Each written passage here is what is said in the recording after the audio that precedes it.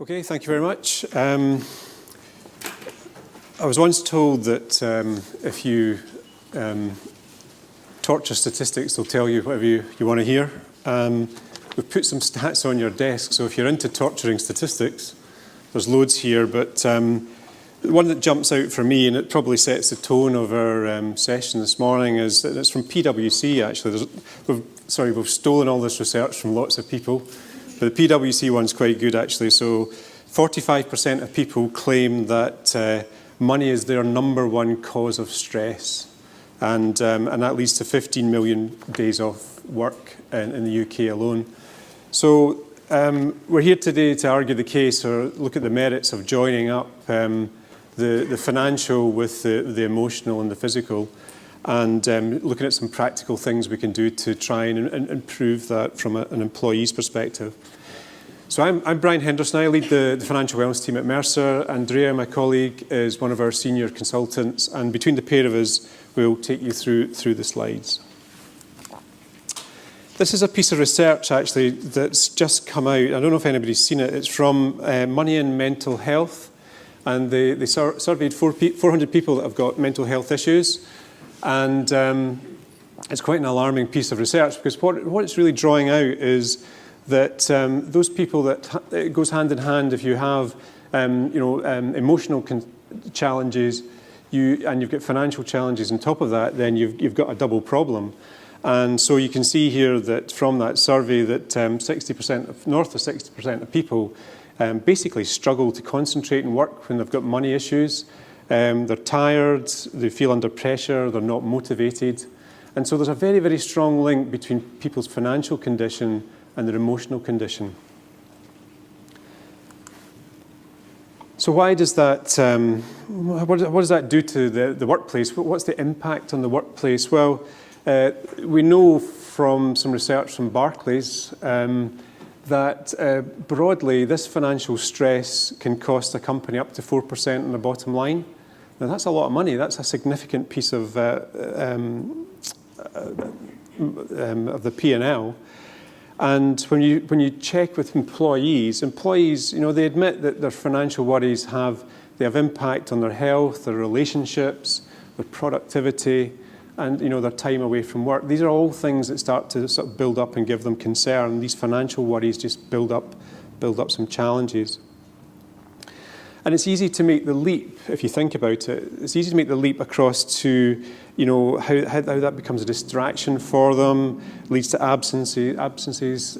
Productivity has a bearing on what goes on, and ultimately retention.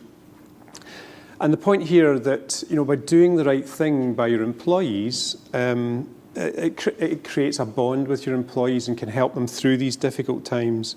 So when you're going through a period, as a number of companies are, of low pay rises, or we're seeing rising costs outside the work, you can't just keep paying people more money to get over this problem. So anything you can do to help them will tie them in. And our colleagues in the talent business tell us that there's a real, workforce analytics tells us there's a real kind of war in talent coming up at the moment. Now, clearly, if you've got a retention issue on the back of some financial strains, then that's something you should be tackling. And so, from our perspective, we strongly believe that financial well-being is just one pillar of the three pillars. So you've got your physical side, you've got the emotional side, and you've got the financial side. We're going to focus on the financial side, but you can see that they are very closely linked. And if you think about it, what are the sort of concerns that sort of jump out? Well, we've pinched another piece of work, actually. Apologies, but this is from the Consumer of Financial Protection Bureau in the US. And they use these 4 themes to talk about financial well-being. And they're nice to use, actually. They're very easy to understand from an individual's perspective. So control over the day-to-day, managing your debt and other finances, being ready for the unexpected. You drive to work, you crash your car. The average employee only has £100 at the end of the month. They're going to put it on their credit card. The debt gets built up. They're getting more stressed. So being prepared to deal with the unexpected, having the freedom to make the choices you want in life, and then finally, and the right-hand side being on track for the future. Now, in the past traditionally, most companies focus on that far right-hand side, the on track for the future. We know that, because we see the numbers, we know that for the amount of money that's spent in this space, that 80–90% of it's spent on pensions. You'll know that. You're putting big contributions into your employees' pensions. That's traditionally where you would focus the sort of financial well-being component, but it's broader than that, and this is the point, that you're looking across all 4 of these areas. And the other point to note, that even if you look at different generations in the workplace, it's no longer confined to age. So age doesn't define which bit you are in within these 4 broad areas. It's just as likely you're going to have people that are older, that are in debt, as you do have younger people. We've heard that already from the floor. Okay, that's a bit of a background check. I'm going to pass to Andrea that will take us through some of the things that we've been looking at to try and push employers along that journey. Excellent, thanks Brian. So, we've heard a lot about what the issues are, and actually we've already started to hear some good ideas of what other companies are doing. But actually, sometimes it can be just almost too much. How do you get started? So what I want to do is just look over the next couple of minutes on how do you start? How do you make those first steps to start to actually implement some of these great ideas that we're hearing? Well, firstly, we've got to get personal. And I'm going to introduce you, both sides, to the class of 79. So I'm right at the top. That's me, Andrea. So, you know, I'm at the stage in life when my children are getting older, teenagers, about to leave the nest. I've got more time to myself. I have discovered the reading glasses really help a load.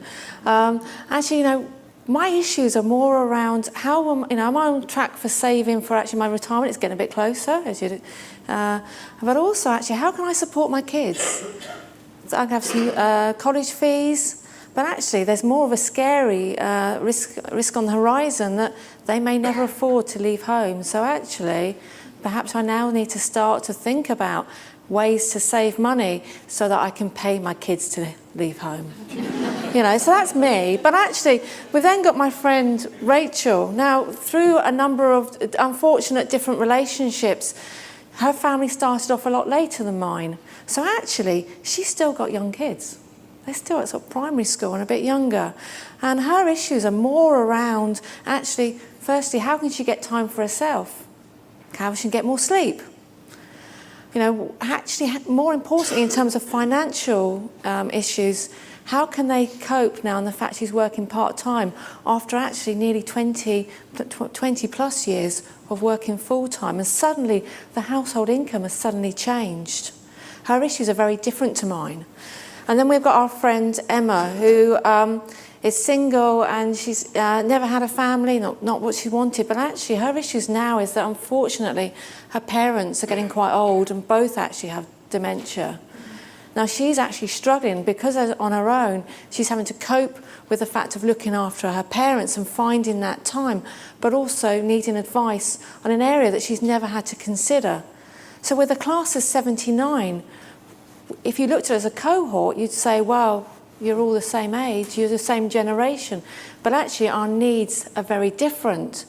So that identifies the issue that you as many employers and HR teams have, is that you've got to identify the individual in order to find the solution that is going to fit. So let's look at the first 3 main steps for doing that, for getting the car on the road, as it were.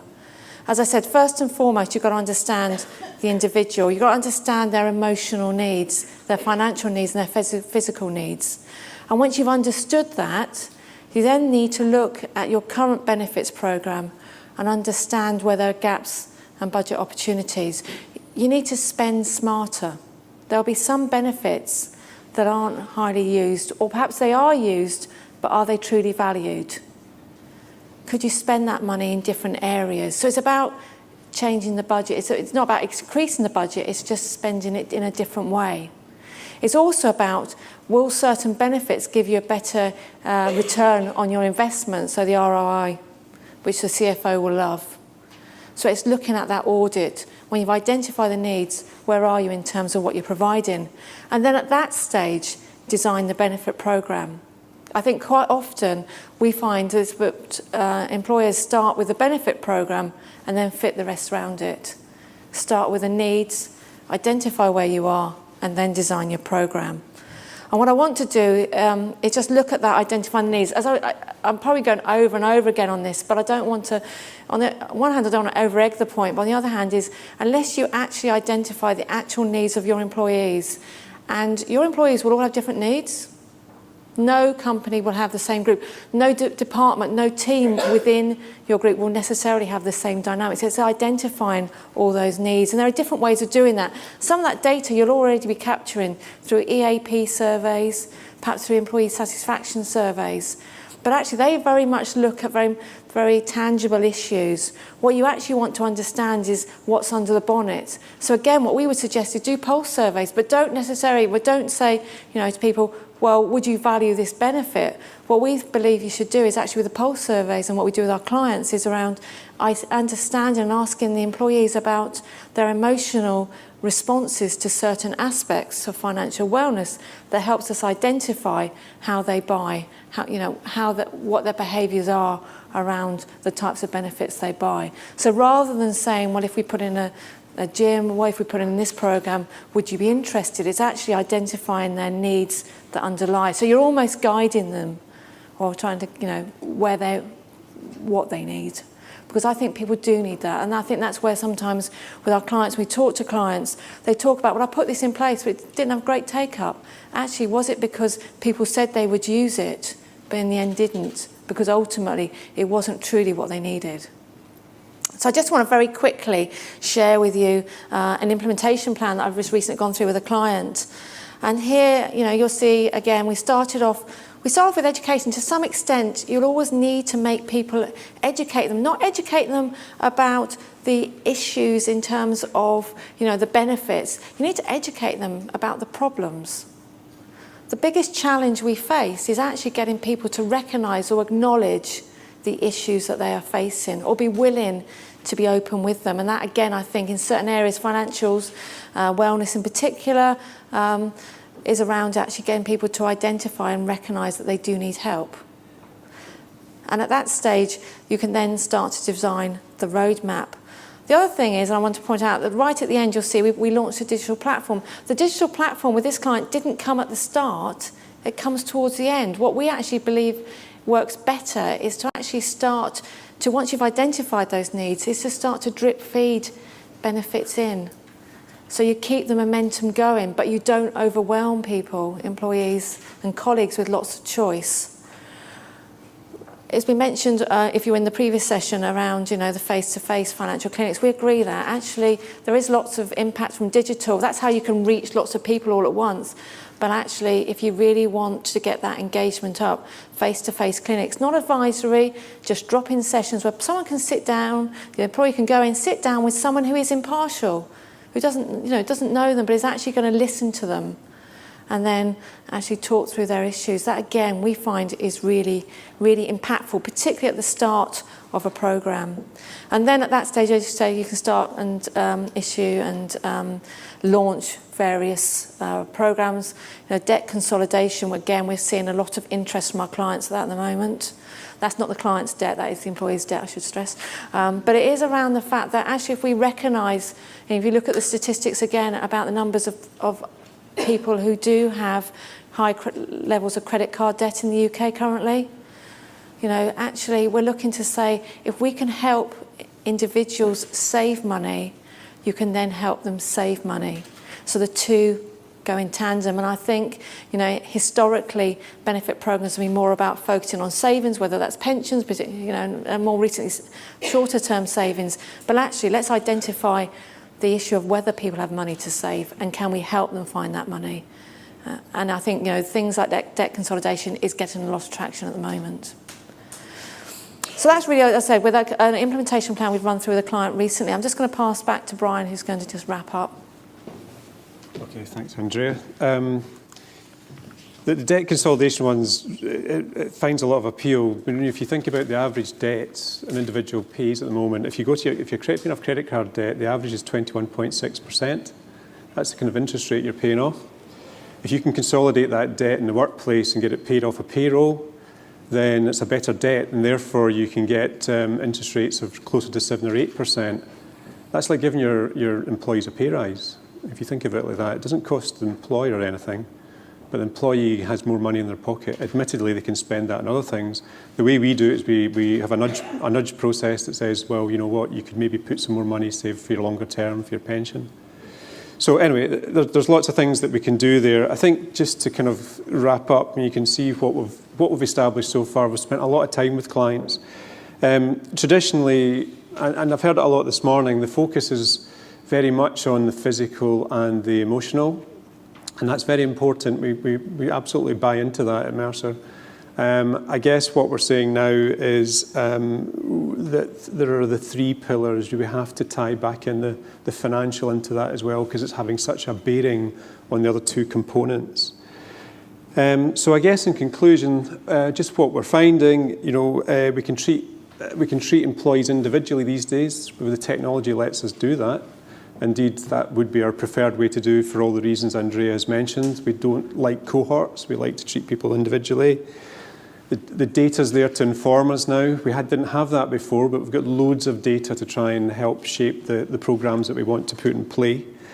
We've talked about spending smarter, absolutely. This isn't a game about increasing costs. This is a game about trying to spend it a bit better. And then just finally, this point about starting small. It's not essential that you go with a big boil the ocean approach to this. We've found what works best is where employers maybe do one or two little things and start momentum in this space, and that goes down really, really well. So think holistically. There are there's lots out there that work in narrow silos. I think you've got to look across the whole piece, and that's really what we're trying to get across today. So just to say thank you. We're happy to take questions. We've got these little fact sheets with some stats on them, if that's your bag. If not, then we're happy to take questions. Brilliant. Yes, we've got a couple of minutes of questions, and one that's proving very popular is, given the diverse needs of employees, how can you make sure that the number of programs you offer doesn't become overwhelming and therefore reduce engagement? You go. I was going to say, I think on that one, I'd almost say, look at the key benefit programs and actually just almost throw everything out and just put back in the ones and start to drip. I don't know what your advice to your clients might be, but yeah. So some of the companies I've been working with, if you think about it, you're probably already offering quite a lot of financial well-being programs. So you'll have a pension. You might offer season ticket loans. There'll be a range of things that you might have in play already. You've never called it financial well-being, but you've probably got them. You'll have plenty on the health side. That seems to be the kind of the norm. I guess what I would say is when we do our audit across companies, and we actually do it by how much people spend. So we do the audit on how much has been spent. We can spot gaps, and so it might be quite simple just to upload a debt consolidation service, and you don't overwhelm the employees at that point. You can drip them in. There is a feeling with a number of employers that ultimately this will lead to a bigger launch of a financial wellness offering in line with flex windows. So that's becoming quite common. But in anticipation of that, they're dripping it in just for this very point that you don't overwhelm employees. And then probably slightly linked to that, another popular question, how can you spot the difference between employees who say they want certain benefits and whether they will actually use those benefits? Yeah, that's a good one. So I'll have a crack at this, but so this is where people say one thing and they do something completely different, right? We all know that happens. So you've got a range of benefits, and you can look at where you're spending all your money. Do you know if people value the benefits that you're offering them? So this is where we like to, you can't look at the numbers in isolation there. You have to do something else to tease that out of the employees. We've got lots of things we've been doing from a behavioural finance perspective. We've worked with Shlomo Bernatzi from UCLA, Professor Bernatzi, who helps us with our behavioural thinking in this space. And so we do use we do use surveys, we do pulse surveys, but they're more to do with the emotions rather than, you know, the do you want or would you like.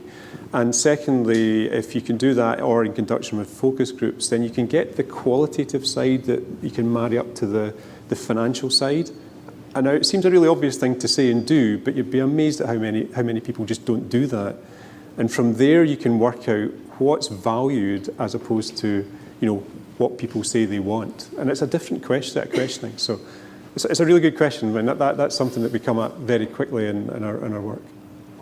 Brilliant. So say a huge thank you to both Brian and Andrea for a very interesting talk.